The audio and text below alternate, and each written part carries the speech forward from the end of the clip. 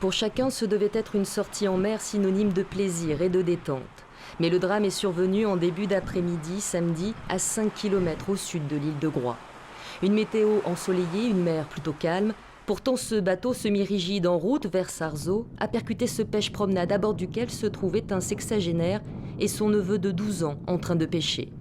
Le retraité a été tué percuté, semble-t-il, par l'ancre du puissant bateau à moteur situé à l'avant. Il y aurait eu défaut de veille de la part du pilote du semi-rigide.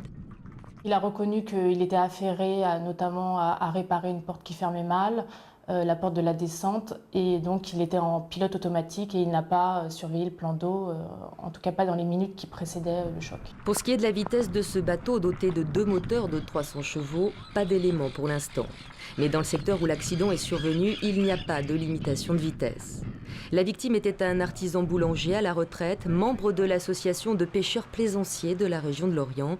Avec ses copains Léo et Paul, il avait acheté son pêche-promenade en 1985.